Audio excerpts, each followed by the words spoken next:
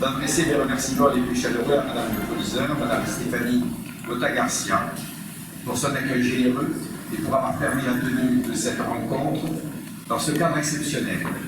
Nous sommes ici, dans un lieu chargé d'une mémoire pluriséculaire, les bâtiments de l'ancienne abbaye de Sainte-Geneviève, fondée au début du VIe siècle sous l'impulsion du roi Clovis Ier et de la reine Clotilde.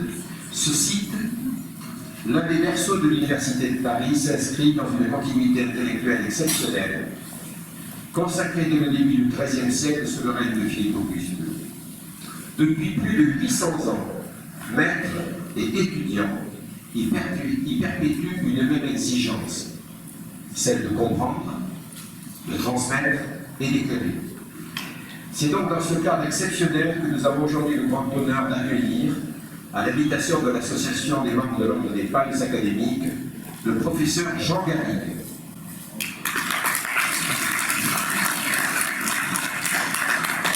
Monsieur le professeur, vous êtes ancien élève de l'école normale supérieure de Fort-Rodé-Salut, agrégé d'histoire, docteur en histoire et professeur émérite d'histoire contemporaine à l'Université d'Orléans.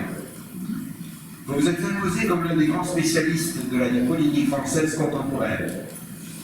Vous présidez le comité d'histoire parlementaire et politique de 2002-2004 et dirigez depuis de nombreuses années la revue Parlement, revue d'histoire politique. Vous intervenez régulièrement dans plusieurs émissions de radio ou de télévision, comme c'est normal. Votre engagement dans la diffusion du savoir historique est remarquable. Vous êtes membre du jury du prix de thèse de l'Assemblée nationale et du Sénat, du prix du livre d'histoire du Sénat, du prix du livre d'histoire contemporaine quartier latin, et bien d'autres. Vous contribuez également aux travaux de nombreuses institutions scientifiques, parmi lesquelles l'Institut Pierre Mendès France, les Amis de Georges Clemenceau ou encore le Conseil scientifique des rendez-vous d'histoire de Blois. Et c'est bien grâce à son président, notre ami Éric Alary, que nous avons l'immense chance de vous accueillir. Vos recherches portent sur la vie politique en France du milieu du XIXe siècle à nos jours. Les relations entre le pouvoir économique et le pouvoir politique, les centres, les libéraux, la vie parlementaire, les contre-pouvoirs et les groupes de pression. Vos travaux largement reconnus explorent avec finesse la manière dont la parole, le débat et l'engagement façonnent la vie démocratique. Vos ouvrages récents consacrés aux grandes figures politiques et à l'éloquence montrent combien le verbe est au cœur même de l'action publique. Ainsi, dans les grands discours qui ont marqué la France, que vous publiez en 2024 chez Munno, vous racontez les débats qui ont enflammé l'hémicycle, mais également l'histoire de la vie parlementaire et l'histoire de France tout court, dans ce qu'elle a de plus grand et de plus fort.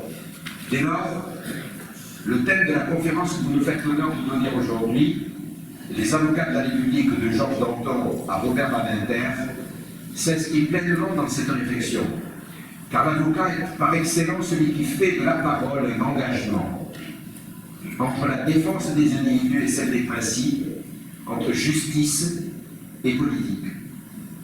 De Georges Danton à Robert Badinter, est-ce une même exigence qui se dessine en mettant le droit au service de la justice, de la parole au service des valeurs républicaines? Dans un lieu comme le nôtre, aujourd'hui, où se conjuguent l'excellence intellectuelle et la formation du jugement, cette réflexion ne peut trouver qu'un écho tout particulier. Elle rappelle à nos élèves que la maîtrise des mots n'est jamais neutre. Elle engage, elle éclaire, et parfois elle transforme l'histoire. Monsieur le professeur, nous vous remercions très chaleureusement d'avoir répondu à l'invitation de la MOPA et de venir partager avec nous votre savoir et votre passion. Je vous laisse la parole.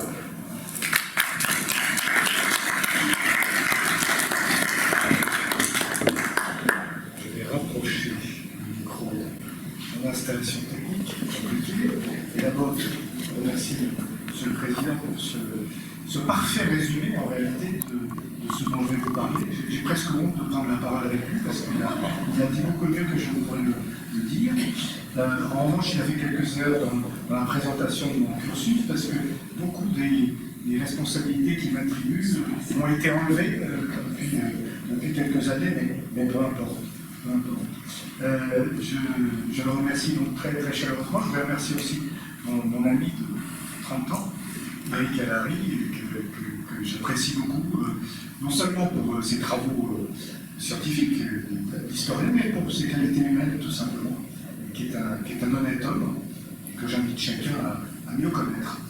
Et je voudrais donc vous parler ici, dans ce lieu où j'ai mis les pieds pour la dernière fois, il y a peut-être 35 ans, 40 ans, peut-être plus, je ne compte même plus.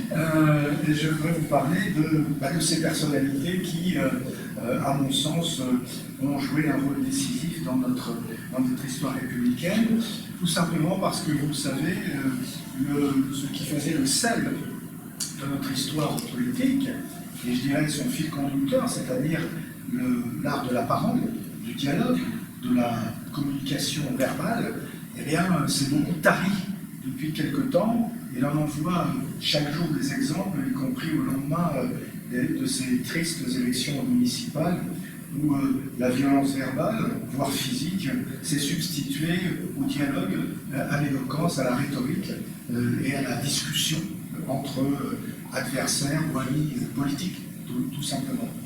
Alors, ça m'a paru intéressant, dans le droit fil, justement, de ces recherches que j'avais pu faire sur l'histoire parlementaire, ce lieu particulier et spécifique de la délibération, de rappeler à quelques moments clés de notre histoire comment les hommes et les femmes, malheureusement très peu de femmes, Elisabeth Badinter est la seule dans cette galerie d'une quinzaine de personnages, des hommes et des femmes, forts de leur expérience, de leur culture, de l'éloquence, de la rhétorique, les maîtres du barreau, ont su, par les mots, à des moments clés de notre vie républicaine, la défendre, l'expliquer et parfois la promouvoir alors qu'elle était en danger.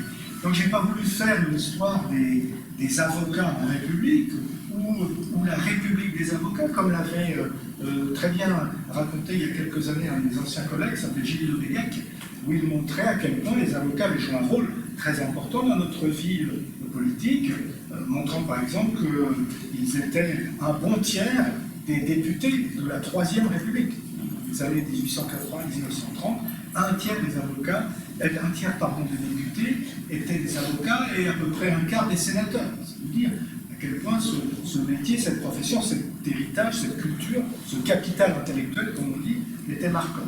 Alors aujourd'hui, on est sur des rapports beaucoup moins spectaculaires, puisqu'il y a à peu près 38 avocats, je dis à peu près, les comptes varient, 38 professionnels du barreau parmi les 577 députés. Ça n'est pas négligeable, mais évidemment, ça n'est plus à la hauteur de ce que c'était à l'époque, et c'est un symptôme de cette déperdition d'une culture de l'éloquence qui a appauvri, me semble-t-il, le débat politique de toujours.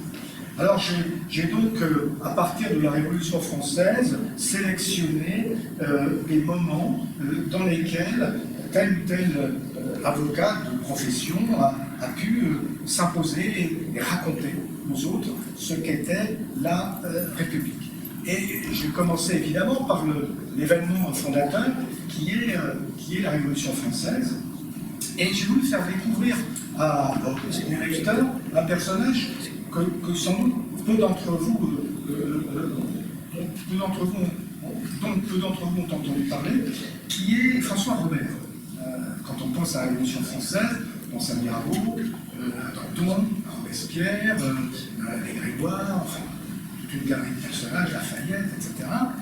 On pense assez peu à François Robert. Or, très intéressant, ce François Robert, dont je vais maintenant vous montrer, je l'espère, sauf que la technique, ce François Robert était un avocat, en fait, on dirait belge aujourd'hui, mais de la principauté de Liège, qui vivait à la frontière française et qui est venu à Paris à l'été 1789 pour défendre les intérêts d'une commune insurrectionnelle, d'une toute petite commune qui s'appelait Givet, à la frontière franco-belge, à la frontière de la principauté de Liège, et qui s'est enthousiasmé pour la Révolution française. Et ce qui est très intéressant avec ce François Robert, qui est passé à l'as dans notre histoire de la Révolution française, c'est que il était le premier à imaginer que l'on pourrait passer de la monarchie absolue à la monarchie constitutionnelle. Ça, c'est un fait avéré, et que tous, à l'été 1789, tous ceux qui participaient à la nouvelle Assemblée nationale constituante avaient intégré, mais aller plus loin et passer à la République. Et dès l'année 1790, à travers une série de brochures, d'ouvrages, dans un journal qui s'appelle Mercure National, qu'il dirigeait avec sa femme, d'ailleurs, qui est aussi un personnage malheureusement très méconnu de la Révolution française, avec sa femme, Louise de Carlo, il dirigeait le Mercure National, un journal dans lequel il expliquait ce que pourrait être une république. C'est-à-dire un régime où on pourrait se débarrasser d'un pouvoir personnel qui ne serait plus autocratique de toute manière. La monarchie constitutionnelle lui donnait un contre-pouvoir, mais un pouvoir qui serait partagé au service de la souveraineté du peuple. Et pendant des mois et des mois, avec quelques autres, on n'a pas leur nom parce qu'ils n'ont pas une importance majeure dans le processus révolutionnaire, cet avocat s'est fait le défenseur de l'idée de la République, au point qu'il a été très critique lors de la fête de la Fédération du 14 juillet 1790 parce qu'il participait le roi Louis XVI, et un an plus tard, le 17 juillet 1791, il est à l'origine d'une pétition déposée au Champ de Mars, là où avait lieu le 14 juillet, enfin, la fête de la Fédération, une pétition déposée par les clubs politiques parisiens. Il était membre du club des Cordeliers, donc il était un des animateurs avec Danton, avec Georges Danton, dont il était proche, et il fait déposer par un certain nombre de militants ce projet. Alors il ne parle pas de république, mais il parle de nouvelle constitution, et qu'il décrit, et dans lequel on voit bien que les institutions de la République vont se mettre en place. Alors vous avez ici son portrait. Bon, il ressemble à beaucoup de ces jeunes avocats trentenaires, parce que la plupart avaient autour de 30 ans, qui négligeaient un peu leur apparence, parce que c'était des révolutionnaires, et qui écrivaient dans ce journal Mercure National, qui était lu par des milliers de Parisiens, pas beaucoup d'autres que des Parisiens, mais par des milliers de Parisiens. Et alors, c'est très intéressant de voir qu'il est le premier, et que tous les autres, y compris les Robespierre, et les autres, sont très prudents, beaucoup trop hésitants par rapport à cette idée de République. Et d'ailleurs, le 17 juillet 1791, Lafayette fait envoyer la garde nationale pour réprimer ces pétitionnaires. Ça se terminera dans le sang. Donc j'ai voulu parler de ce personnage parce qu'il est assez peu connu. Évidemment, d'autres grands avocats de profession ont dominé la période de la Révolution française. Je parlais de Danton, de Robespierre, de Vergniaud aussi, parce que Vergniaud, qui était un Girondin, proche, lui c'était un avocat de Bordeaux, un avocat bordelais, très grand orateur, peut-être le plus grand orateur de la Révolution française avec Mirabeau. En tout cas, ce Vergniaud va être un des premiers, justement, à emboîter le pas de ce François Robert pour défendre l'idée de la République, avant d'ailleurs que les Danton et Robespierre, je le répète, ne s'y intéressent par prudence politique. Robespierre, contrairement à l'image qu'on peut s'en faire, a toujours été un homme d'opportunité et je dirais de modération. Ne serait pas beaucoup, mais ayant un sens politique qu'il a incliné à la prudence. Et donc ce François Robert, épaulé par un Vergniaud qui, lui, devient une figure de la Révolution française, va promouvoir justement la République qui, comme vous le savez, en réalité ne sera pas proclamée, mais existera à partir du 21 septembre 1792, à partir du moment où la Convention va se réunir pour en définir les contours.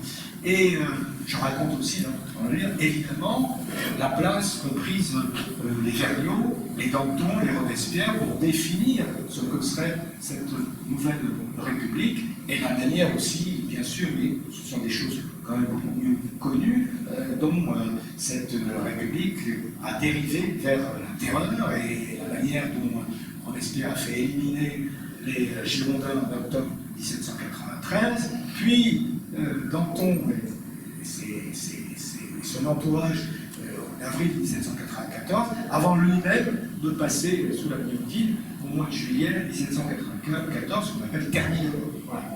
Donc, ce qui m'intéressait, c'est de montrer, vous voyez, comment, avec ces mots, citation que je donne dans le livre, ce François Robert, pas quelqu'un de très connu à l'époque, a fait émerger ça, l'idée de République qui peu à peu s'est imposée et est devenue le point cardinal de tous les élus de la Révolution française, qu'elle soit à l'Assemblée législative, puis à la Convention. Alors après François Robert, j'ai fait un petit pot.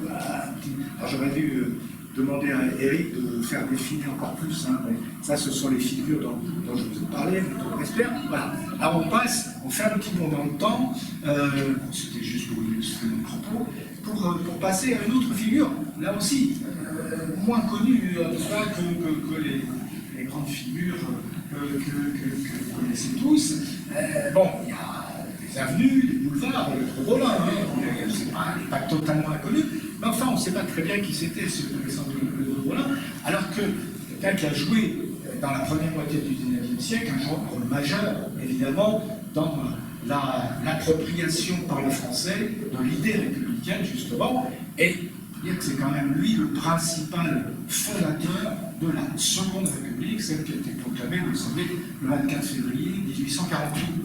Alexandre de Rollin, c'est d'abord un avocat. D'abord un avocat qui a fait son droit en province, mais qui ensuite est devenu, à Paris, est devenu un des maîtres du barreau de Paris, et qui s'est fait connaître par la défense de républicains, de libéraux, persécutés, on peut le dire, par la monarchie juillet, par le régime de Louis-Philippe. Notamment, il défend en 1835 un des leaders de la révolte des Canulionnais, ces fameux ouvriers de la soie qui s'étaient révoltés par deux fois, en 1831 et 1834. Il défend Marc Caussidière, et sa défense de Caussidière, qui sera quand même condamné, hein, je vous rassure tout de suite, mais sa défense de Caussidière le fait remarquer comme un avocat remarquable, quelqu'un qui possède véritablement l'éloquence, la rhétorique de l'époque à merveille. Et quand on regarde, quand on lit les morceaux de bravoure dans le Louis-Rollin, que ce soit dans le cadre juridique ou dans le cadre politique, on voit à quel point c'est un homme qui a des qualités éminentes, y compris d'ailleurs des qualités de juriste, parce que la première fois qu'il s'était fait remarquer, il avait 24 ans, 1832, c'était pour publier un mémoire sur les inégalités ou les injustices de l'état de siège qui avait été mis en place par le régime de la monarchie de juillet en 1832, en 1831, juste avant son mémoire. Et là, on y voyait non seulement ses qualités rhétoriques, mais ses qualités de jouer sa connaissance parfaite du droit. Et c'est à partir, au fond, de cette connaissance du droit, de cette connaissance juridique, qu'il entre dans la vie politique. Il est élu pour la première fois en 1841, député du Mans, et que devient un des chefs de l'opposition, et surtout qu'il crée un journal qui s'appelait La Réforme, en 1843, qui va être le catalyseur de ceux qui veulent la République. Cette République, il la veut fondée sur quoi? Sur le suffrage universel. Malheureusement, à l'époque, vous le savez, encore un peu limité dans l'ouverture vers le genre, et pour lui, le suffrage universel était conçu comme masculin. On estimait que les femmes n'étaient pas encore mûres pour accepter, pour être intégrées au suffrage, et même George Sand, qui était très proche de Rollin, qui va être l'une de ses collaboratrices lorsqu'il va devenir, en février 1848, ministre de l'Intérieur du gouvernement de la Deuxième République, George Sand elle-même estimait qu'il était trop tôt pour les femmes, qu'elles n'étaient pas encore assez de culture politique pour pouvoir s'émanciper par le vote. On ferait une erreur, évidemment, comment dire ça, de critiquer ou d'évaluer cette sorte de cécité de l'époque par rapport à l'émancipation des femmes. C'était il y a 150 ans, et presque 200 ans. Et donc évidemment, les esprits et les cultures n'étaient pas encore préparés. La place de l'Église était telle dans la société que beaucoup s'imaginaient que les femmes ne pourraient voter qu'avec le curé. Et pour les républicains, c'était évidemment un lourd handicap, que reprendront beaucoup plus tard, et d'une manière un peu moins objective, les radicaux dans les années 1930, continuant à refuser justement que les femmes puissent voter au nom de cette proximité avec l'Église. Bref, toujours est-il que Ledru Rollin est celui qui va lancer, à partir de 1847, au moment où la monarchie de Juillet se désagrège, une crise économique, sociale terrible, va lancer une campagne de banquet dit non républicain, banquet qui ne pouvait pas prendre comme sujet, comme tel, des sujets politiques, mais qui étaient des prétextes pour que pendant des heures on discute, et l'on parle évidemment de politique.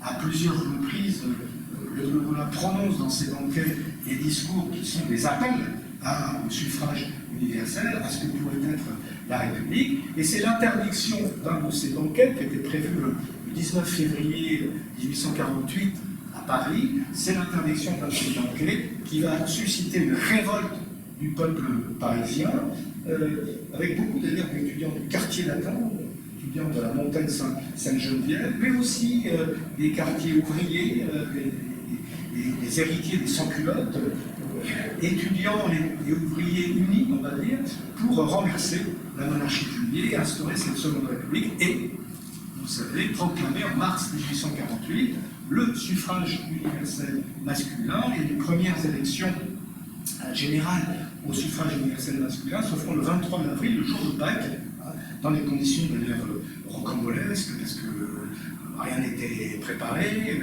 on votait certaines fois dans des pots de chambre, dans certains bureaux de vote, dans des pièces en carton, etc. Tout était improvisé, mais on a eu un résultat spectaculaire, c'est-à-dire que les républicains ont remporté ces élections de 1848, et ceux qui n'étaient pas républicains, d'ailleurs, notables, peu réticents, ont allègrement accepté l'étiquette de républicain pour venir député à l'Assemblée législative, à l'Assemblée nationale constituante de 1848. Il y a eu une deuxième assemblée élue en 1849. Donc je voulais aussi parler de cet Alexandre Ledru Rollin, bon, je vais très vite, et vous me pardonnerez d'être un peu schématique, mais faire ressurgir ce personnage qui, par la magie, là encore, de sa parole, a quand même fait connaître, fait découvrir à beaucoup de Français ce qu'était l'idéal républicain, alors que la Révolution avait été une période éphémère, enterrée ensuite par l'Empire, par les monarchies dites à charte, les monarchies constitutionnelles. C'était un travail qui était un travail difficile et qu'il a réalisé avec talent. Alors, je vais faire un bond ensuite, je demande à Eric de faire ce bond avec moi, donc ça c'est les images de 1848, pour passer à celui qui est mon préféré, sans doute, mon grand homme, qui est Léon Gambetta, qui lui va au fond faire, à partir de 1870, le même travail qui avait été fait par Ledru Rollin dans les années 1840, c'est-à-dire faire ressurgir l'idée de république chez les Français. Il faut se rappeler que par injure, vous ne sachiez pas, mais depuis le coup d'État du 2 décembre 1851 et la restauration de l'Empire en décembre 1852, il y a un régime qui s'appelle le Second Empire, Napoléon III, il y a un régime qui est populaire. Car en 1870, en avril 1870, quand Napoléon III propose un plébiscite aux Français, qui est un plébiscite de reconnaissance des réformes, mais aussi du régime du Second Empire, il obtient une majorité spectaculaire. C'est-à-dire que les Français se disent, après tout, ce régime du Second Empire, il nous a assuré une forme de prospérité, d'ordre, de stabilité. Évidemment, il nous a entraînés vers la guerre. une guerre qui était perdue d'avance vers la Prusse. Là, c'était un peu plus problématique, mais quand ils votent pour le plébiscite, ils ne savent pas encore qu'ils vont être entraînés dans la guerre par Napoléon III. Bref, cette guerre s'avère un désastre militaire. Napoléon III est fait prisonnier, vous savez, par les policiers à Sedan, le 2 septembre 1870, et 2 jours plus tard, la République est proclamée à Paris. La République est proclamée sous la pression des Parisiens, pression exercée sur les députés, y compris les députés républicains au corps législatif, qui étaient quand même très réticents à l'idée de proclamer une république, alors que la France était occupée par les Prussiens et que les troupes ennemies étaient aux portes de Paris. Bon, ils ont quand même, bon gré mal gré, et Gambetta joue un rôle majeur là-dedans, proclamé la République, l'hôtel de ville, c'est-à-dire Gambetta qui est un peu au cœur de cette proclamation. Il ne prend pas la direction du gouvernement provisoire qu'il laisse au commandant de la garnison de Paris, qui s'appelle le général Trochu, de manière à rassurer un peu les Parisiens, les conservateurs aussi, qui étaient nombreux et même dominants dans la France de cette époque. Mais il prend pour lui le ministère des Affaires étrangères et le ministère de la guerre, car il va lui incomber de reprendre le combat contre les Prussiens. Il va aller dans une ville chère au cœur d'Éric Caléry, c'est-à-dire à Tours, en prenant, vous savez, c'est l'épisode 7 du 7 octobre 1870, où depuis la butte Montmartre, il part en ballon, les 2 ballons, dans celui qui s'appelait l'Armand Barbès, l'honneur d'un grand républicain de 1848, et il part, photographié par le photographe Nadar, le premier grand photographe, je dirais, politique, mais pas seulement, de notre époque. Il essuie quand même les tirs des Prussiens, hein, il y a des balles qui ont frôlé quand même à la scène de Gambetta. Il atterrit à quelques dizaines de kilomètres de Paris, puis il prend un train. Il arrive à Tours, à la tête de ce qu'on appelle la délégation de Tours, et il va relancer, réorganiser l'armée française, qui sera malgré tout battue par les Prussiens. Alors, je voulais vous montrer d'abord comment Gambetta, là encore, à Tours, a su trouver les mots pour galvaniser les énergies patriotiques. C'est-à-dire montrer à quel point la République, c'est aussi un patriotisme. Ce qu'on a eu tendance un peu à oublier, et ce qui a permis à certaines forces politiques de s'annexer, en fait, l'idée de patriotisme, ce qui est, je vais dire, presque un contresens historique. Car Gambetta, les républicains, à la gauche de l'époque, étaient les plus ardents patriotes quand d'autres voulaient pactiser avec les Prussiens.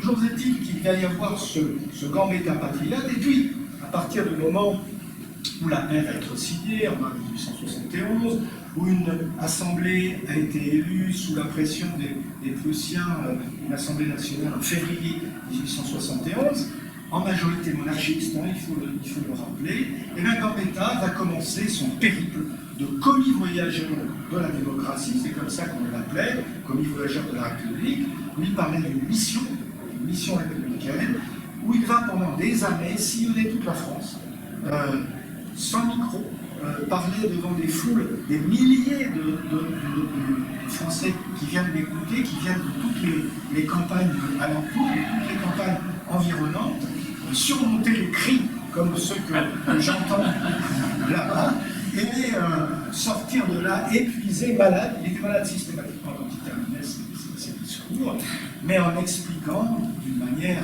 absolument fascinante, on va dire, les bienfaits, les vertus, ce que pourrait être l'idéal républicain, idéal pour lequel il combat aussi, il combat politiquement à la Chambre des députés, d'abord en tant que président de la commission du budget, les cordons de la bourse, puis en tant que président de la Chambre des députés, à partir de 1879, puis enfin, quand Jules Grévy, qui le détestait, daigne lui remettre les clés du gouvernement, où il n'est resté que 3 mois, de novembre 1881 à janvier 1882.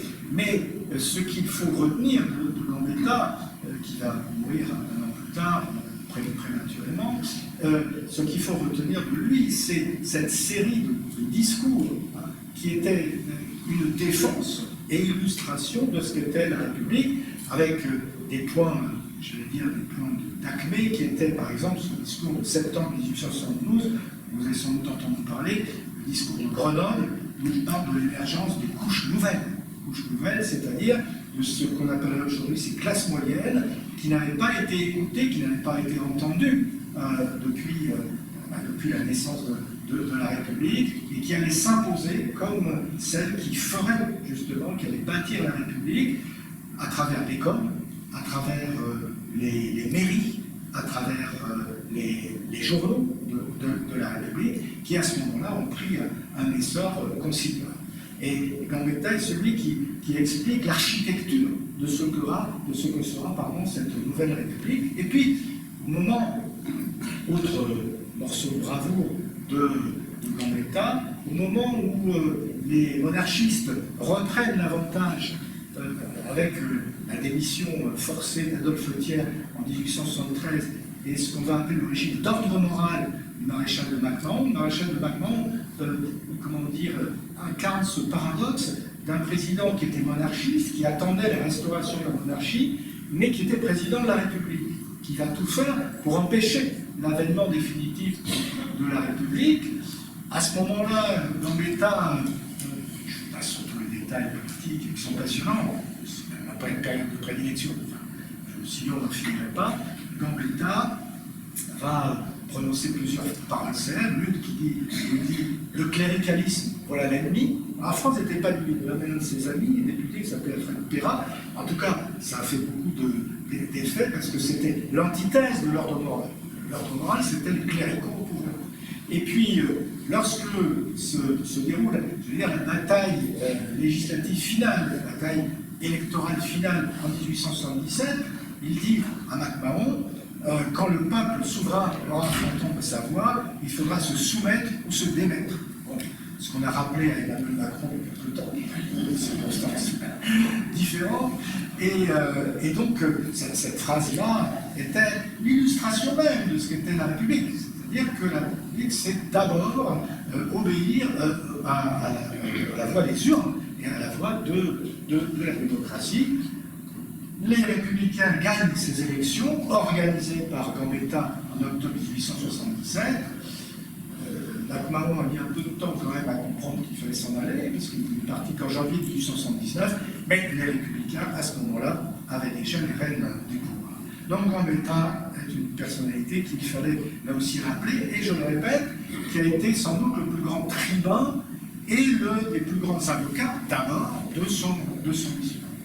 Le deuxième personnage qui accompagne, oui, ça c'est une célèbre caricature, on voit le diablotin Gambetta sortir de sa boîte pour taper sur MacMahon qui va bientôt s'en aller. Alors, autre personnage majeur, tout le monde le connaît pour son œuvre scolaire, libre, gratuite et obligatoire, les lois de 1881 et 1882, mais Jules Ferry, ça a été autre chose aussi, ça a été un des pères fondateurs, comme Gambetta, et un des grands défenseurs de la République.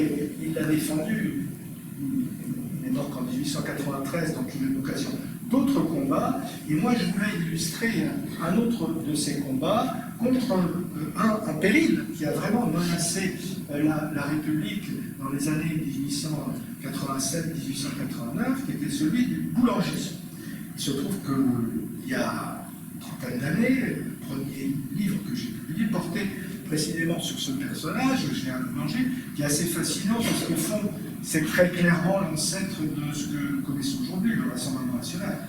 C'est-à-dire que tous les critères qui ont fait le succès à l'époque du boulangisme, c'est-à-dire le rassemblement des mécontents, des protestataires, qu'ils soient de droite ou de gauche, d'extrême droite ou d'extrême gauche, le culte du chef, l'ultranationalisme, etc.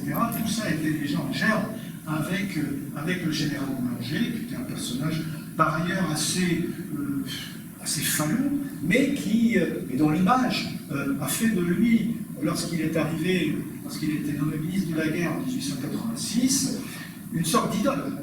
Pour beaucoup des Français, le général Boulanger, sur son beau cheval noir, son Tunis, il avait été gouverneur de Tunisie, le général Boulanger était celui qui était le général revanche, celui qui allait redresser l'honneur national et prendre sa revanche contre les Prussiens, contre l'Empire allemand.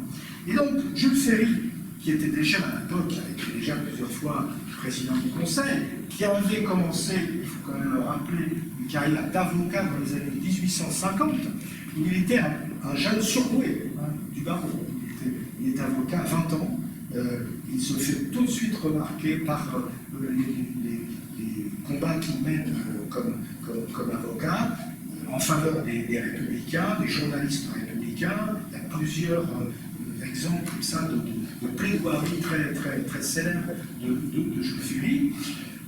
Il publie en 1863 avec quelques collègues une sorte de manuel électoral très juridique dans lequel il explique en fait le système de la candidature officielle pratiquée par le Second Empire et qui était une sorte de violation de la démocratie. Puis il se fait élire en 1869, d'ailleurs comme Gambetta, et devient en 1870 un des pères fondateurs de la Troisième République. Alors lui, il a d'abord été maire de Paris, ce qui était une tâche extrêmement difficile, qui va attirer beaucoup de rancœur de la part des Parisiens, parce qu'elle était obligée d'être le maire de la famille, le maire du siège, le maire qui demandait le rationnement, etc.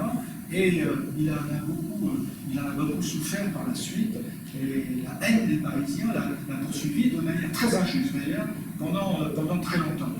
Mais pour revenir à Jules Ferry dans les années 1880, où d'ailleurs il avait, après avoir été président du Conseil à plusieurs reprises, était un petit peu oublié et décrié parce qu'on lui reprochait ses campagnes de Tonkin, l'échec de sa campagne de Tonkin en 1885, à une époque où tout le monde était colonialiste. Très rares étaient ceux qui s'y opposaient. Clémenceau s'y est opposé, mais tout le reste de la classe politique pensait que les colonies étaient tout simplement le prolongement des valeurs républicaines, de ce message universaliste qui était celui de la République. Je referme la parenthèse. Jules Ferry va mener un dernier combat contre la montée en puissance du général Boulanger, qui quitte le gouvernement en 1887 et qui lance son mouvement politique, qui s'appelle Comité républicain national, pas très loin du Rassemblement national, et qui précisément réalise ce qu'on réussit à faire aujourd'hui le Rassemblement national, c'était coaliser les mécontents, le grand rassembleur des mécontents. Je réalisais le grand dégoût collecteur pour le général Boulanger. Là aussi, je passe sur les détails, mais je cite en ouverture du chapitre sur Jules Ferry un grand discours qu'il prononce dans une association qu'il avait créée, une association républicaine. Justement, il voulait fédérer les républicains modérés, centristes, radicaux, toutes les familles républicaines, un arc républicain contre ce général Boulanger, et ça a très bien réussi, parce que aux élections de 1889, le candidat boulangiste n'a eu que 44 députés, alors qu'ils en attendaient des centaines, et que la République a été consolidée à la suite de ces élections. Comme vous le savez sans doute, Gérald Boulanger s'est par la suite suicidé sur la tombe de sa maîtresse dans la banlieue de Bruxelles, à Ixelles. Marguerite de Bonnemain, l'ayant quitté, n'a pas pu survivre plus d'un mois à la disparition de sa maîtresse. C'était très officiel. Bref, Jules Ferry a été l'homme qui, par 2 fois, finalement, a sauvé la République, avec les autres en 1877 contre l'ordre moral, et en 1889, là encore avec les autres, puisque l'un de ses grands adversaires politiques, Georges Clemenceau, s'était uni à lui pour combattre le général Boulanger en 1889. Donc, c'est avec une certaine injustice que, là encore, Jules Ferry a été ensuite oublié à nouveau, et qu'il est mort, non pas totalement, je dirais, délaissé par les Français, mais avec toujours ces images négatives. Il est mort en 1893, après avoir exercé quelques mois la présidence du Sénat, dans lequel, j'allais dire, il s'était replié pour plus incapable d'être encore réélu député comme il l'aurait souhaité. Mais il était important aussi de rappeler à quel point les discours de Jules Ferry, notamment pour défendre la laïcité par exemple, étaient des discours de grande qualité rhétorique et expliquaient la laïcité qui n'était à ses yeux pas du tout un combat contre le cléricalisme ou contre l'Église, qui se faisait dans le respect des confessions de toutes sortes, qui vraiment annonçait d'ailleurs, ce sera plus tard un des autres personnages dont je vais vous parler, et que deux autres personnages dont je vais vous parler. Le premier, donc ça c'est le premier étant, là aussi, quelqu'un qui est vraiment oublié, je dirais, par l'histoire, alors que c'est un personnage majeur. Il s'appelle Pierre Valdez-Crousseau. Pierre Valdez-Crousseau, lui aussi, alors, a commencé sa carrière comme un avocat, comme son père, qui avait été un grand républicain de 1848. Et Pierre Valdez-Crousseau, je regarde ma montre parce que je ne sais pas si je pourrais aller au bout de ma galerie de personnages, mais c'est pas très grave, ça me donnera peut-être envie de connaître les autres, de les relire. Valdez-Crousseau, j'insiste parce que c'est les personnages dont je vous parle de la Troisième République, sont à mon avis des référents qu'il conviendrait aujourd'hui de remettre au bout du jour. Parce qu'on se retrouve en quelque sorte aujourd'hui, je me un peu du sujet, mais on se retrouve un petit peu aujourd'hui dans une position de reconstruction de ce qu'est non seulement la République, la citoyenneté républicaine, le débat républicain, les valeurs républicaines, comme l'étaient en quelque sorte les hommes de 1870, les hommes de la Troisième République. Il y avait quelque chose à construire, ou à reconstruire d'ailleurs, puisqu'il y avait déjà eu deux expériences républicaines, il y avait quelque chose à reconstruire à travers les pratiques politiques, à travers les idées qu'on pouvait défendre, et notamment ces idées de liberté, d'égalité, de fraternité et de laïcité qui étaient essentielles pour ces hommes-là. Et vous voyez à quel point ces idées-là, aujourd'hui, sont battues en brèche par beaucoup de nos concitoyens, je dirais même ignorées, en fait, par une grande partie de nos concitoyens, de droite comme de gauche, toute famille confondue.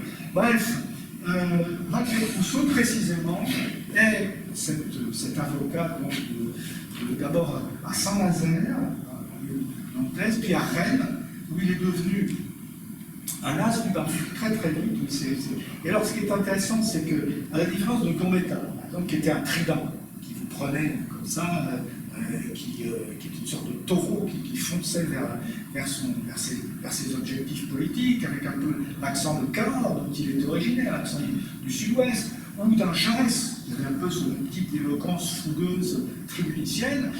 Valdez-Crousseau est quelqu'un de beaucoup plus retenu, un peu à l'image de Jules Ferry, mais avec une précision, une qualité rhétorique qui fait que le succès est aussi au rendez-vous, qu'il emporte la conviction de ceux qui l'écoutent, et qu'il était admiré comme un très grand orateur, et comme un homme d'une intégrité parfaite.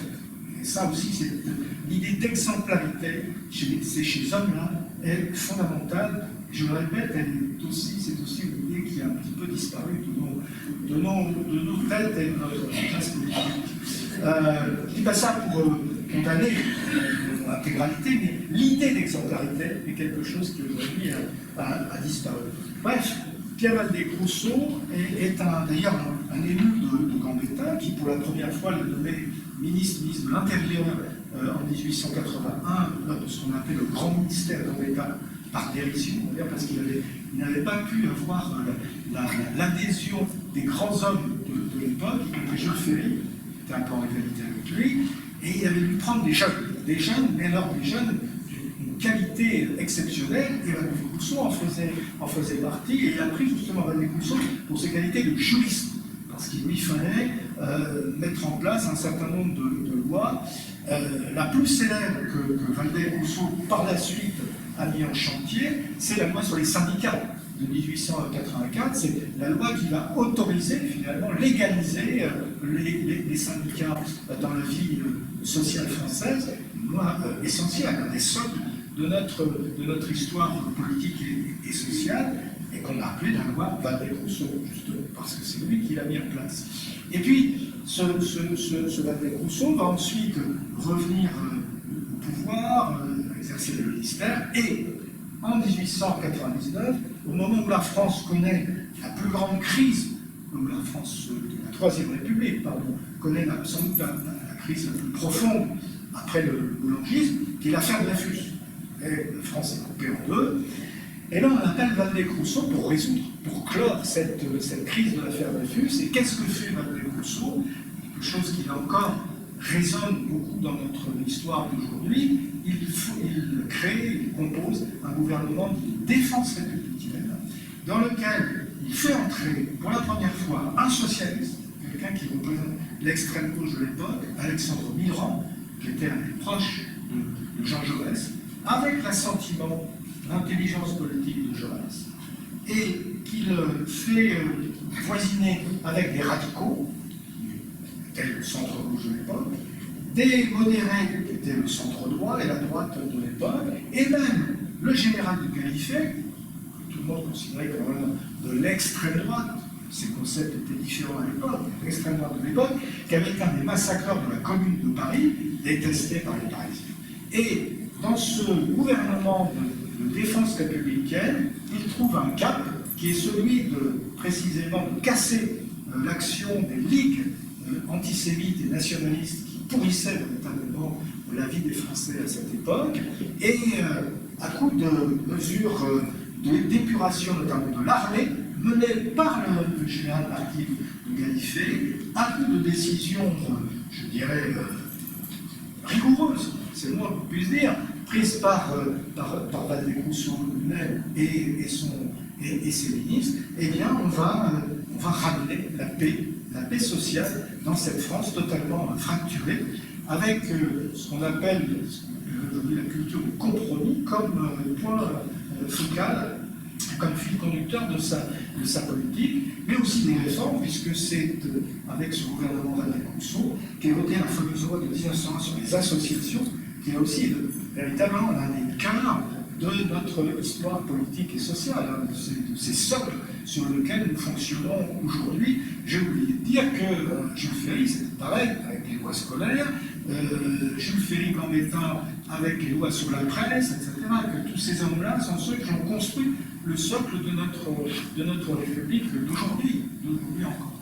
Bref, Pierre Waldeck-Rousseau va quitter le pouvoir en 1902 parce qu'il est malade, aussi parce que ce sont les radicaux qui ont gagné les élections de 1902 qui va peut-être avoir un gouvernement un peu plus à gauche que celui de Waldeck-Rousseau, mais il reste véritablement comme quelqu'un qui a changé véritablement les destinées du pays, qui a ramené la paix sociale dans un pays extrêmement fracturé. Les fractures françaises, l'archipel français, c'était quelque chose à l'époque. C'était plus une faille entre deux continents qu'un véritable archipel, mais c'était quand même quelque chose qu'il fallait au plus vite juguler, et il a réussi avec beaucoup de talent. Dans l'héritage précisément de cette culture du compromis, il faut situer le personnage suivant, qui aussi a été un petit peu oublié, qui s'appelle Aristide Briand. Or, Aristide Briand, quand même quelqu'un qui a été 11 fois chef du gouvernement entre 1909 et 1929, qui a été pendant 40 ans député et sénateur, et qui a été l'un des personnages majeurs, non seulement d'ailleurs de notre histoire, de l'histoire de la Troisième République, mais de notre histoire républicaine tout court. Et évidemment, le moment où j'ai choisi de parler, de mettre en exergue les qualités d'avocat d'Aristide Briand, qui était avocat à Saint-Nazaire au début de sa carrière, avant d'en être chassé par la rumeur publique, puisqu'il avait eu une liaison avec une femme mariée, beaucoup à l'époque, il avait rejoint Paris, était devenu un grand avocat au barreau de Paris, et tout de suite engagé dans la vie politique, et à l'époque socialiste, vraiment à gauche, avec Jaurès et Mitterrand, dont je parlais tout à l'heure. Bref, Aristide Briand est quelqu'un que je prends dans le livre au moment crucial de sa carrière, c'est-à-dire au moment où va être votée la loi de séparation des églises et de l'État. Parce que c'est à lui qu'on doit cette loi de séparation des églises et de l'État. Il est nommé en 1903 rapporteur, en juin 1903, rapporteur de la commission chargée de rédiger cette loi. inutile de vous dire que c'est un casse-tête absolument insoluble, puisqu'il a à sa droite des cléricaux qui ne veulent pas qu'on touche à l'Église, et à sa gauche, des radicaux comme Émile Combes, qui eux veulent casser totalement le rôle de l'Église dans la société française. C'est-à-dire, à force d'habileté, d'explication, de talent rhétorique, il va convaincre peu à peu la gauche et la droite. Jaurès, qui va finir par soutenir son action, même Clémenceau, qui pourtant avait traité, Clémenceau qui était un anticlérical féroce, qui le traitait de socialiste papalin, eh bien, il va finir par les convaincre, et cette loi sera votée en juillet 1905, une loi, comme vous le savez, qui est une loi de tolérance, qui est une loi de compromis, une loi de composition, qui d'une part assure la liberté de conscience de chacun, et en même temps sépare l'exercice d'une religion de la sphère de l'État, tout simplement, pas de la sphère publique, de la sphère de l'État, comme l'attendait finalement une grande partie des Français. Alors ça a provoqué des remous, une partie de l'extrême droite de l'époque, l'Action française, a instrumentalisé ce qui s'était passé, ce qu'on appelait l'inventaire des biens ecclésiastiques, pour faire des révoltes en 1906, mais là encore, Briand a géré tout ça avec beaucoup de qualité, avec beaucoup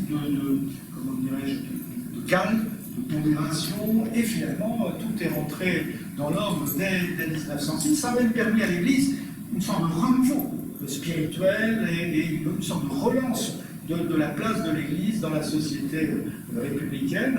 Et on peut dire qu'Aristide Briand, là encore, par le talent de conviction qu'il avait, vous savez, certains, ses adversaires, l'appelaient l'endormeur. C'est-à-dire que quand il avait face à lui une assemblée qui chahutait, il était capable de les endormir par d'abord le magnétisme de sa voix, qui est une voix très apaisée, très apaisante, je suppose, pas d'enregistrement de sa voix, mais aussi par son pouvoir de conviction, de persuasion. Il arrivait comme ça à convaincre les plus réticents. Donc Aristide Briand est resté l'homme de la séparation de l'Église et de l'État, mais ça n'était que le début de sa carrière, car il y avait ensuite son rôle pendant la guerre. Il était président du Conseil pendant très longtemps, animant ce qu'on appelait les comités secrets de la Chambre des députés. Il se faisait attaquer par la droite, par la gauche, par le centre. Il arrivait toujours à retomber sur ses pattes. Quand il allait à la commission de la guerre du Sénat, qui était dirigée par Clémenceau, on disait qu'il allait dans la cage au lion, parce qu'avec Clémenceau, il en sortait un lambeau.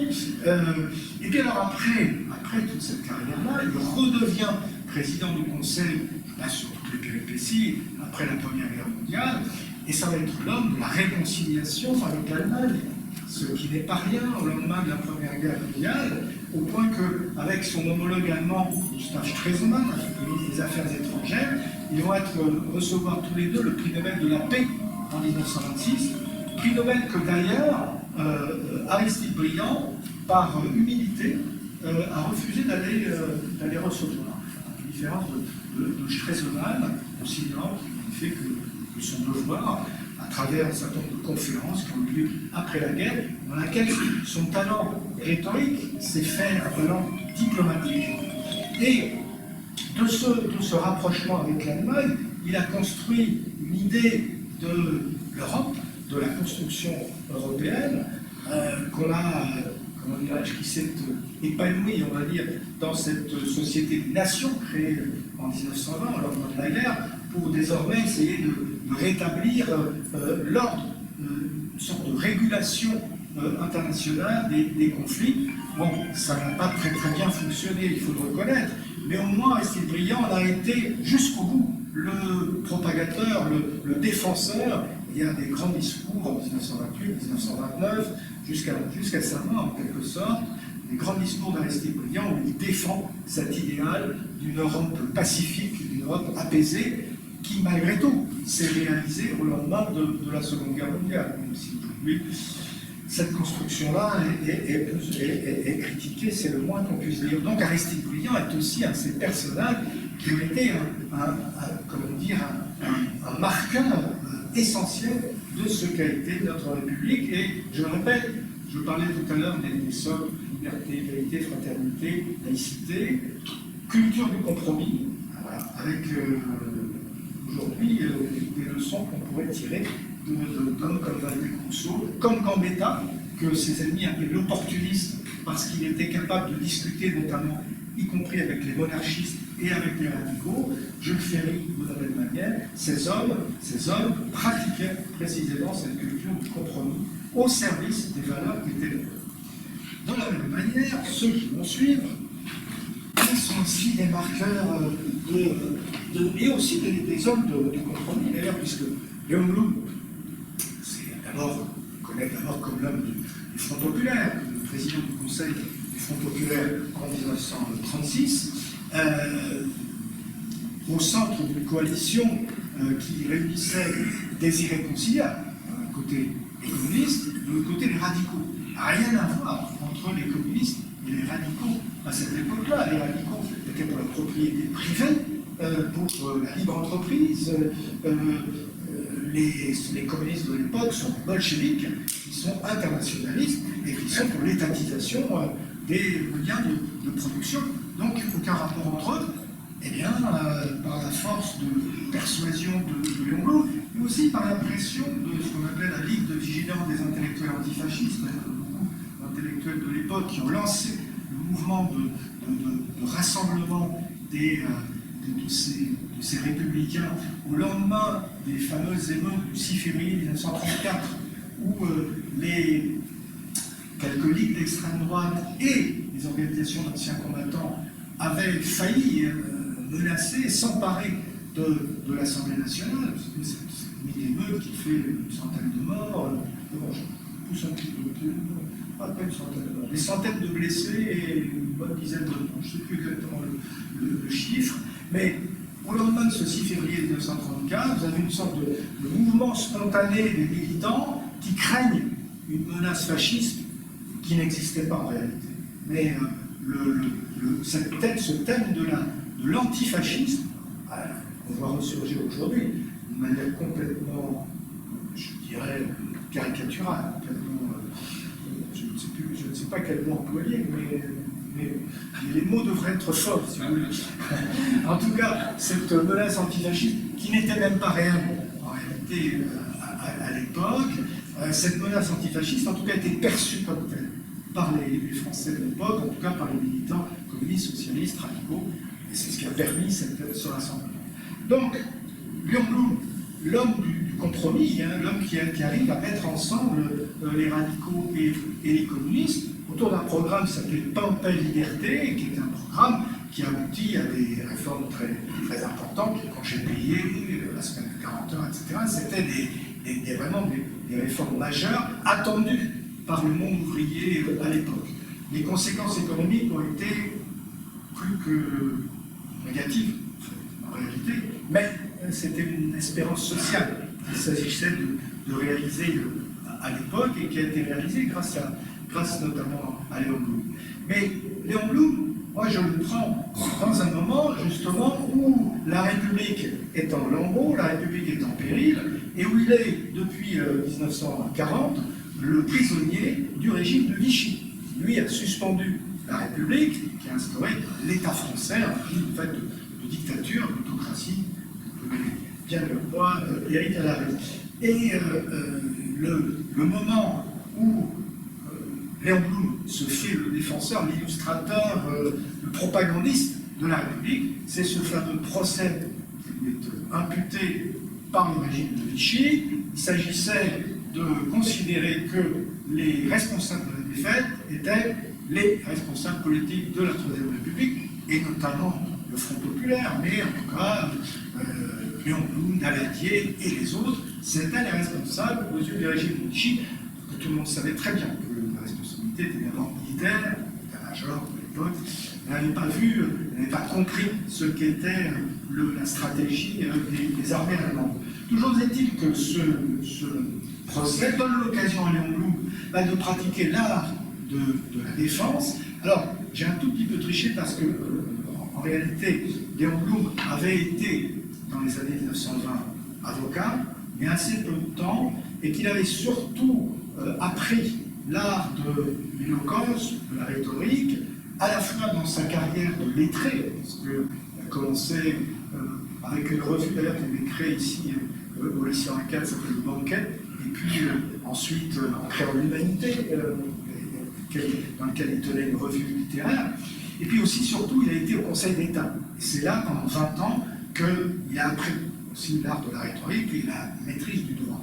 Bref, fort de ces techniques-là, le voilà ce défenseur de sa propre action, mais surtout de la République au procès d'Orion. Et comme vous le savez, il se défend tellement bien que c'est le régime de Vichy qui est mis en accusation et que Hitler décroche son téléphone, on voit c'est tout ce qu'on veut, pour demander à Pétain de mettre fin illico à ce procès qui tournait au procès du régime de Vichy. Dès le mois d'avril 1942, c'est terminé. Ça ne sera pas terminé pour Léon Blum, qui sera envoyé en déportation à Buchenwald, etc., qui va s'en tirer par miracle, libéré par les Américains. Son frère est mort en déportation, et la carrière de Blum ne s'est pas terminée là. Ensuite, au lendemain de la guerre, il était le reconstructeur de cette SFIO qu'il avait contribué à créer 30 ans plus tôt.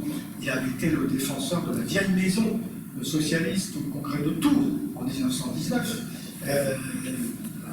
Noël 1919 face aux communistes qui avaient suivi la voie de l'international communiste, Comintern. Bref, là aussi, ce sont des temps forts de la carrière de Blum, mais il est le reconstructeur aussi de la gauche en 1947 avec un Mini qui est ni les gaullistes, le menace du pouvoir personnel, ni les communistes. Intéressant aussi le Mini de Léon Blum, qui l'amène à des combats très très durs, que ce soit contre les gaullistes ou que ce soit contre les communistes. Puis à partir de 1950, il s'écarte un petit peu du pouvoir. Et son dernier combat est quand même un combat aussi intéressant. Léon Blum était juif, avait été la victime d'attaques antisémites immondes pendant 30 ans. Et en 1936, quand il arrive au pouvoir, il a ce député d'extrême droite, Xavier Vanna, qui dit mais comment ce vieux pays gallo-romain pourrait être gouverné par un juif? Il ne pouvait pas faire plus antisémite. Et là aussi, ça a un petit peu de résonance quand même avec ce qui se passe aujourd'hui, cette résurgence de l'antisémitisme, et rappeler qu'un des derniers combats de Léon Blum a été pour la création de l'État d'Israël. Il y a d'ailleurs un kibbutz qui porte son nom en Israël, et ça a été un des derniers combats de sa vie. Je pense que ceux qui se réclament de l'histoire de la gauche pourraient peut-être se souvenir de Léon Blum, si vous voulez, où je porte mon regard. Voilà, donc Léon Blum, là aussi, point focal de cette défense de la République en 1942 contre la dictature, tout simplement. J'avance et je pars d'une autre figure, là aussi,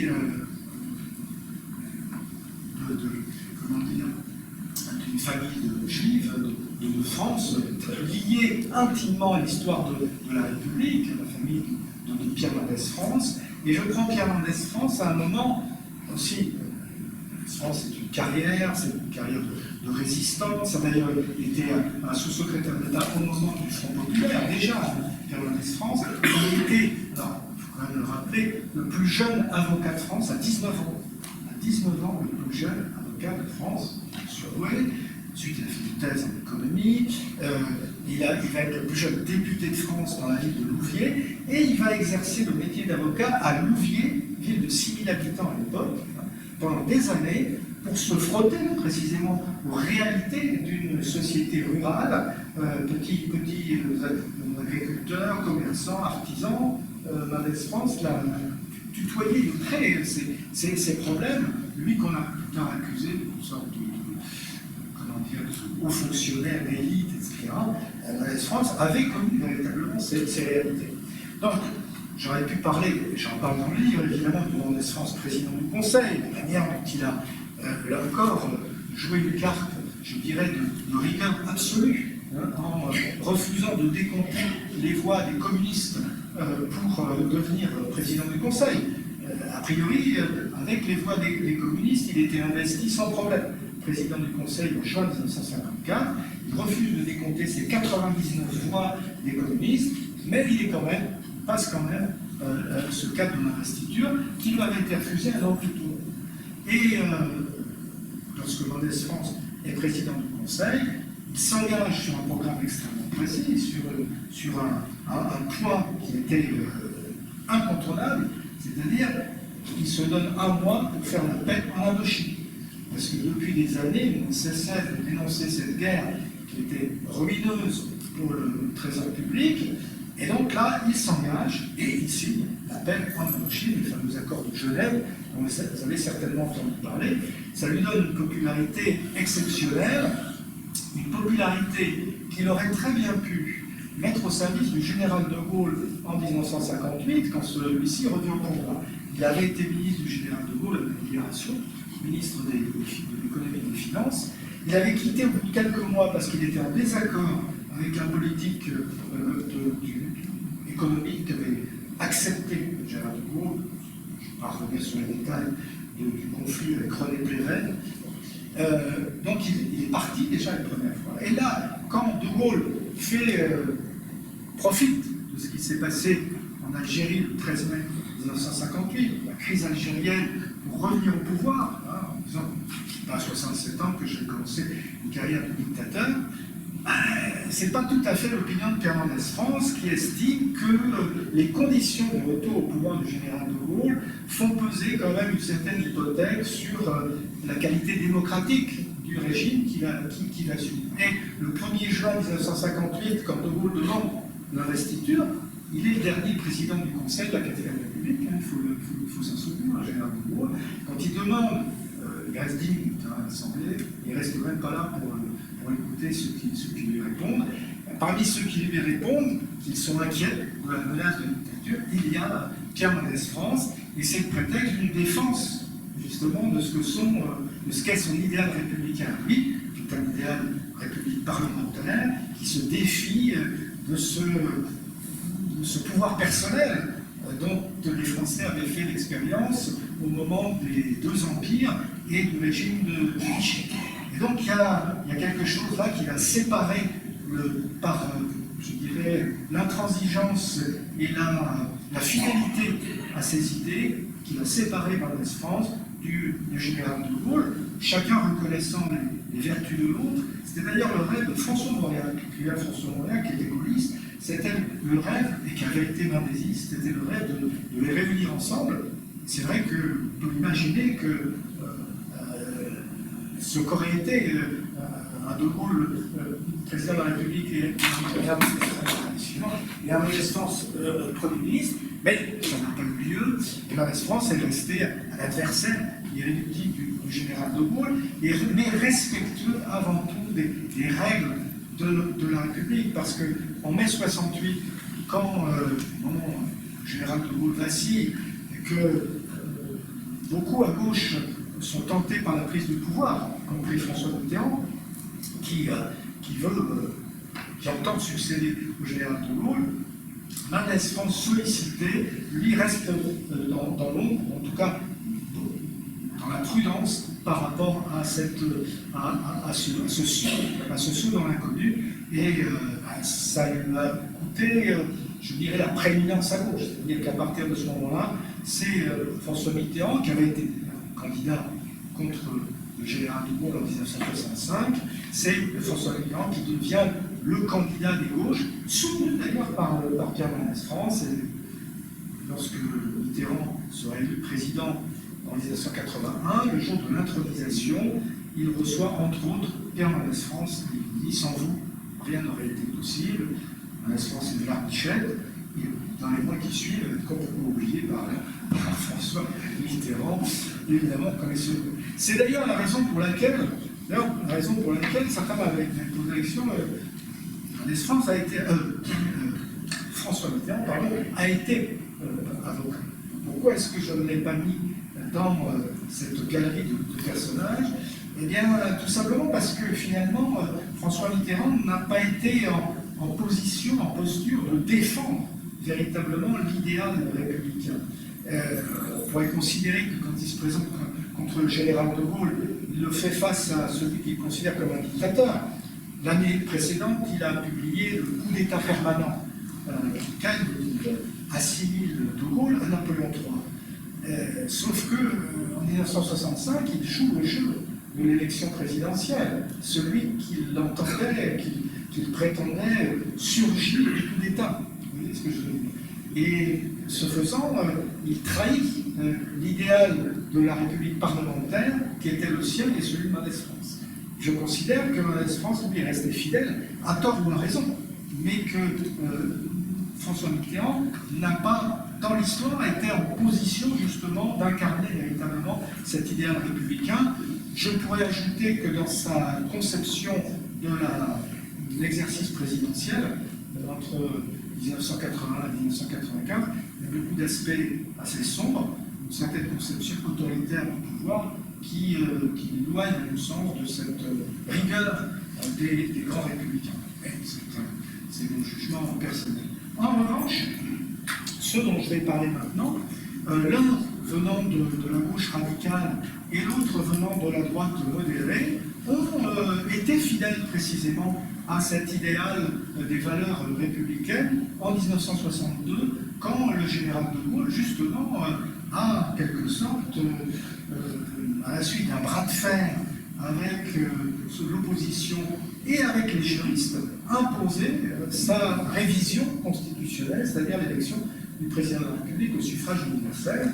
Je rappelle qu'en 1958, dans les institutions de la Ve République, le président n'est élu que par un collège électoral de 80 000 électeurs, ce qui correspondait finalement à la tradition républicaine d'avoir un président de la République qui soit, effectivement, ça c'était au fond, je dirais presque la tradition, un père de la patrie, une sorte d'icône de la République, mais qui n'est pas cette onction du suffrage universel qui pouvait le mettre à l'égal de ceux qui gouvernaient, en fait. Et quand le général de Gaulle décide cette révision constitutionnelle, qu'il avait en tête depuis longtemps, qui était au fond son idéal, puisque l'esprit des institutions de la Ve République, c'est que la prééminence soit donnée au président de la République. Ça existait, ça, même avant l'hyper-présidence de Sarkozy ou la présidence jupitérienne de Macron.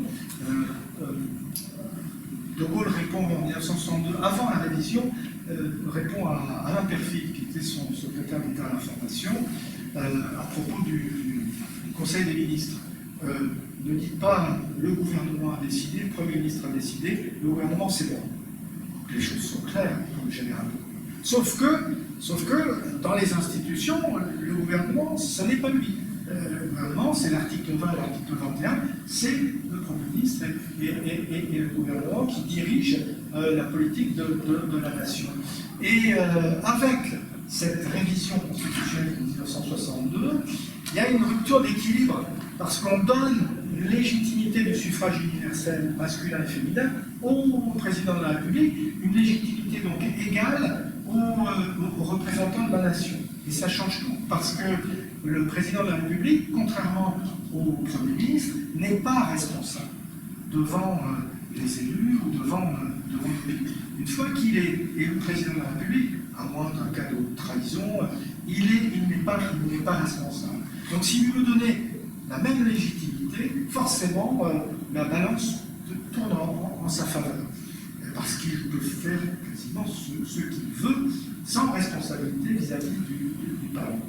Donc, c'est la raison pour laquelle un certain nombre d'hommes politiques de cette époque-là, et notamment Gaston Monnerville, avocat guyanais, qui s'est fait connaître dans les années 30 en défendant, justement avec beaucoup de talent, il était au barreau de Toulouse en fait, en défendant en Guyane des manifestations de Guyanais qui avaient suivi la mort d'un célèbre leader qui s'appelait Jean Gallo, Cet avocat guyanais, par la suite a été résistant d'ailleurs, cet avocat guyanais est devenu, dans les années de l'après-guerre, le président du Conseil de la République, c'est-à-dire l'ancêtre du Sénat sous la 4e République, et s'est retrouvé président du Sénat en 1962, au moment où De Gaulle fait voter sa révision. Et là, lors du congrès radical, ça se passe en septembre 1962, De Gaulle vient d'annoncer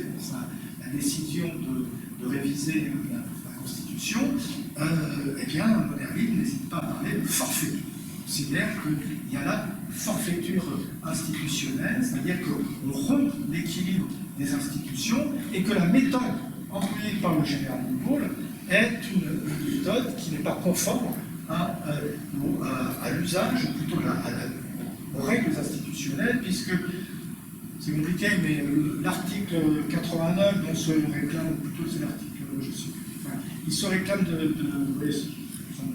ça m'est ressorti de la tête, mais il y a deux articles de la Constitution, un qui permet de réviser la Constitution en passant par le vote de l'Assemblée nationale, des deux assemblées d'ailleurs, et c'est ce qu'aurait dû employer le général de Gaulle, mais qui se savait minoritaire dans les deux assemblées, et le général de Gaulle a choisi l'autre véhicule institutionnel, ce qui a provoqué d'ailleurs la fronde de quasiment tous les juristes, qui ont considéré que c'était précisément une forfaiture, et cette phrase de Monnerville qui est restée dans l'histoire, et Monnerville a constitué ce qu'on appelle le cartel des noms, avec une figure de référence qui était Paul Reynaud. Paul Reynaud, très grand avocat aussi depuis les années 30, Paul Reynaud, qui était devenu le chef de la droite libérale, qui avait d'ailleurs été le premier à faire entrer le général de Gaulle dans son gouvernement juste avant la guerre, en avril mai 1940, en mai 1940, il fait entrer au dernier moment, et a essayé de construire cette fameuse alliance avec l'Angleterre qui ne s'est pas réalisée. Mais Paul Reynaud, par la suite, d'ailleurs en 1958, a soutenu le retour au pouvoir du général de Gaulle, a accompagné la naissance de la Ve République, mais Paul Reynaud refuse cette violation des règles institutionnelles qui conduisent à la révision de 1962, et en tant que doyen de l'Assemblée nationale, il est octogénaire. Il prend la parole le 4 octobre 1962 pour défendre une motion de censure qui va être votée par la majorité des députés. C'était la seule, avant celle de l'époque macroniste, la seule motion de censure votée par les députés de la Ve République. Mais une motion de censure s'adresse au Premier ministre de l'époque, qui était Georges Pompidou.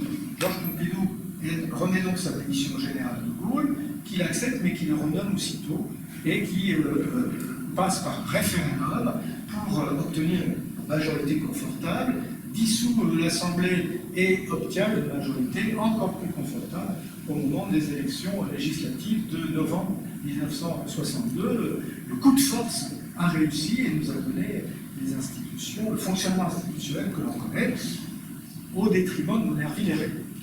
Alors, je vais terminer peut-être avec deux autres personnages que j'ai inclus dans cette galerie. J'avais envie quand même qu'il y ait une femme. J'ai presque un peu forcé l'histoire, parce que faut-il considérer que Gisèle Halimi est véritablement quelqu'un qui a défendu l'idéal républicain. C'est certain pour Robert Badinter. C'est certain pour Robert Badinter qui, à plusieurs reprises, dans des discours, dans ses enseignements de professeur de droit, etc., a été très clair dans la défense de l'universalisme républicain, et qui, à la fin de sa vie, d'ailleurs, déplorait notamment la rupture du contrat laïque et cet antisémitisme qui est en train de monter dans la société. Ça fait partie de ces derniers mots, ces dernières paroles à ceux qui l'entouraient ou qui l'ont interviewé. Ils avaient commencé tous les deux comme avocats, évidemment, dans la défense notamment des militants nationalistes algériens. Ceux qui les avaient soutenus, même déjà dans les années 60, la fin des années 50, début des années 60. Tous les deux ont eu une carrière dans le Parti socialiste, éphémère pour Gisèle Halimi, qui a été finalement députée en 1981, mais qui s'est trouvée très très mal à l'aise parce qu'elle considérait que Mitterrand l'avait trahi sur toutes les questions d'émancipation des femmes. En fait, elle attendait d'être une parité véritable en politique qui n'est jamais venue de la part de François Mitterrand. Badinter, lui, connaissait Mitterrand depuis très longtemps, depuis les années 50, a été son avocat et a été son ministre, évidemment, son ministre de la Justice. Et le grand moment où il défend les valeurs républicaines, évidemment, c'est le moment de son grand discours pour l'abolition de la peine de mort, qu'il fait précisément, c'est ça qui m'intéressait, qu'il fait au nom de cette histoire républicaine. Au nom de l'histoire de la gauche, mais au-delà de l'histoire de la gauche, au nom des valeurs de la République, de justice, d'équité, etc. Ce qui, évidemment, fait de lui un porte-parole de cet universalisme républicain. D'ailleurs, il l'a dit à plusieurs reprises, il considérait que, d'abord, ces valeurs républicaines, cette idée républicaine était en permanente adaptation. Il fallait évidemment l'adapter aux nouvelles logiques, aux nouvelles évolutions des sociétés, et que ça devait rester aussi un modèle universel. Malheureusement, on en est très loin. Pour Gisèle Halimi, les choses sont un peu plus complexes. Évidemment, son combat pour l'émancipation des femmes l'inscrit, malgré tout, dans cette histoire républicaine. C'est pour ça que j'ai voulu l'y maintenir. Et puis, il y a sa fameuse défense lors du procès de Bobigny en 1972 contre cette jeune fille qui s'était faite avorter à la suite d'un viol. Toute cette histoire et la manière dont elle fait comparaître plusieurs hommes politiques républicains, justement, pour défendre cette idée de l'avortement, de l'interruption volontaire de grossesse, et puis son combat dans le mouvement d'émancipation des femmes. Mais c'est vrai qu'avec l'insatisfaction en réalité qui était celle de Gisèle Halimi tout au long de sa carrière par rapport au blocage de la société française vis-à-vis de cette émancipation, ont fait qu'elle avait toujours un regard critique sur l'universalisme républicain. C'est-à-dire qu'elle considérait que l'universalisme républicain était un peu le cache-misère de la situation de sujétion des femmes et que la place n'était pas suffisante que l'on aurait dû donner aux femmes, notamment dans la vie politique. Elle partage d'ailleurs ce combat avec Roselyne Bachelot, une femme de droite. À partir des années 1990, il y a une sorte de harcèlement politique, mais positif, qui est fait par ces deux femmes pour obtenir de Jacques Chirac d'abord, et puis de ceux qui l'ont suivi, des réformes, une amélioration de la condition des femmes dans la société française. Mais je le répète, à la fin de sa vie, elle conserve un regard assez critique sur ce socle de valeurs qui, pour moi, malgré tout, avec toutes ses imperfections, reste quand même le fil conducteur de notre histoire. C'est la raison pour laquelle je vois que l'organisateur de cette soirée s'agite, et il a raison, car j'ai déjà été trop long.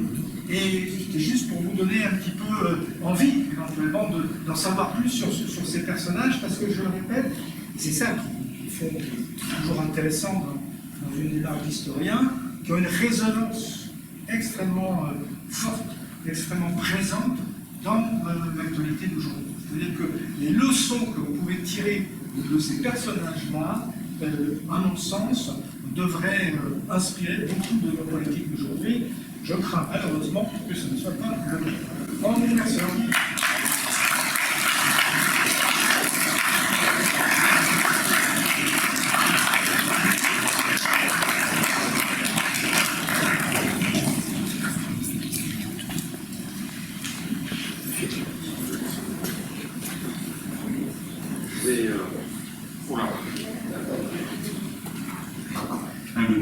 Alors, avant de prendre le train, ma chère ville de Tours, il se passe grand chose.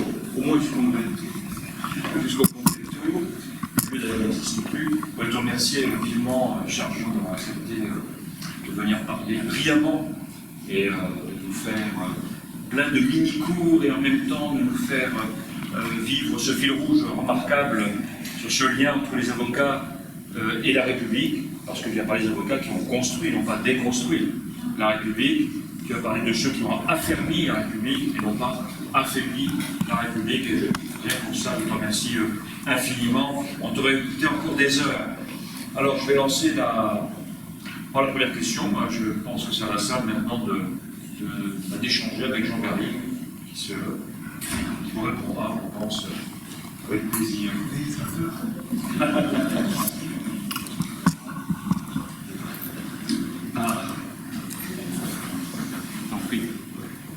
Merci.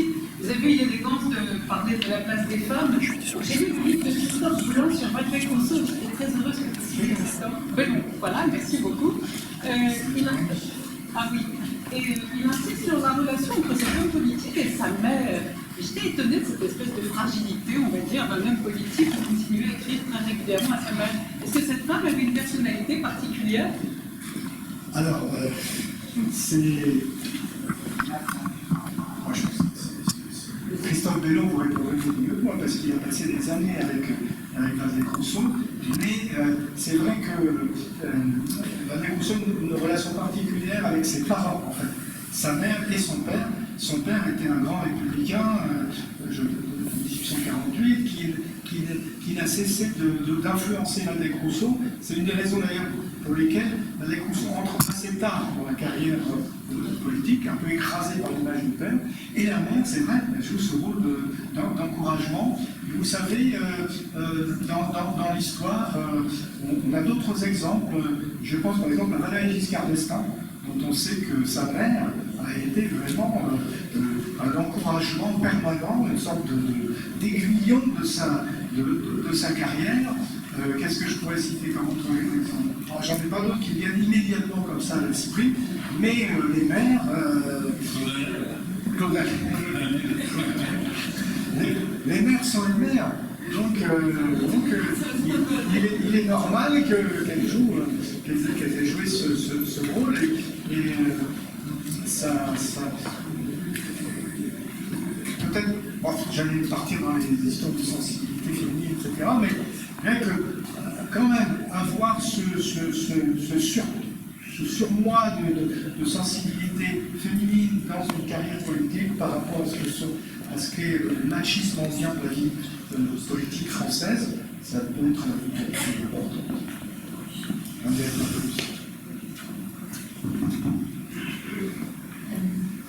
Est-ce que, c'est à propos de Aristide Briand, c'est à propos d'Aristide Briand, je voulais savoir si Marie-Freud a un impact sur vous, pas du tout. Ça a été une relation très forte. Je ne pense pas qu'elle ait une influence politique, mais une relation amoureuse, enfin, très, très importante dans sa vie. Alors, la deuxième question, c'est les enregistrements. À partir de quand on a pu enregistrer le souffle des voix les magnétophones, elle a été inventée. Je ne sais, il n'y a pas très longtemps, je crois qu'on a, par exemple, des enregistrements de Clémenceau, plutôt à la fin de sa vie, donc dans les années 1920. Il y a des enregistrements d'hommes politiques qui commencent comme ça, des voix, voire même des films, dans les années 1920. Ça commence. C'était l'édition. Oui. J'ai récemment vu passer un petit film de Clémenceau dans son refuge de Vendée, au bord de la mer. Il est son jardin. Voilà, il est son jardin avec. Je vais vous proposer que vous pourrez poser des questions à notre conférencier lors du cocktail que nous avons organisé dans la salle juste en face de cette salle. Mais avant de nous séparer, avant d'aller dans cette salle, je voudrais, cher professeur, vous remettre officiellement cette médaille de la LOPA en souvenir de ce moment de nos offrir. Voilà. Merci.